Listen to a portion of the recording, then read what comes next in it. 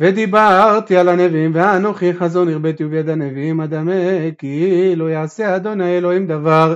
כי אם גלה סודו אל עבדיו הנביאים אריה שג מי לא ירא אדוני אלוהים דיבר מי לא ינבא ואשים דברי בפיך ובצלעתי כיסיתיך לנטוע שמיים וליסוד ארץ ולאמור לציון עמי אתה ועמך כולם צדיקים לעולם ירשו ארץ נעצר מתי מעשה ידי להתפאר רק אדוני אל האלף והצעיר לגוי עצום אני אדוני בעיתה אחישנה וישלח המלך שלמה ויקח את חירם מצור בן אישה אלמנה הוא ממטה נפתלי ואביו איש צורי חורש נחושת וימלא את החוכמה ואת התבונה ואת הדעת לעשות כל מלאכה בנחושת ויבוא אל המלך שלמה ויעש את כל מלאכתו ויעצר את שני עמודים נחושת 18 אמה קומת העמוד האחד וחוט 12 אמה יסוב את העמוד השני ושתי חותרות עשה לתת על ראשי העמודים מוצק נחושת 5 אמות קומת הכותרת האחת ו5 אמות קומת הכותרת השני צבחים מעשה צבחה גדילים מעשה שרשרות לכותרות אשר על ראש העמודים 7 לכותרת האחת ו7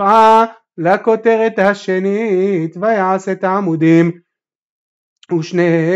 טורים סביב על הצבחה האחת לכסות את הכותרות אשר על ראש הרימונים וכן עשה לכותרת השנית וכותרות אשר על ראש העמודים מעשה שושן באולם 4 אמות וכותרות על שני עמודים גם ממעל מלעומת הבטן אשר לעבר הצבחה והרימונים 200 טורים סביב על הכותרת השנית ויקם את העמודים לעולם ההיכל ויקם את העמוד הימני ויקרא את שמו יכין ויקם את העמוד השמאלי ויקרא את שמו בועז ועל ראש העמודים מעשה שושן ותיתום מלאכת העמודים ויעש את הים מוצק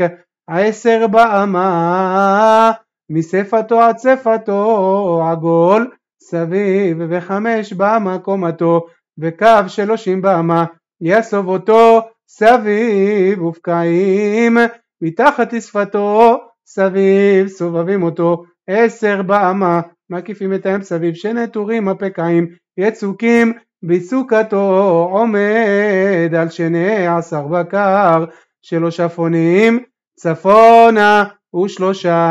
אפונים ימה ו3 פונים נגבה ו3 פונים מזרחה והים עליהם מלמעלה וכל אחוריהם ביתה ואביות טפח וצפתו כמעשה שפת כוס פרח שושן 2000 בת יכיל גואלנו אדוני צבאות שמו קדוש ישראל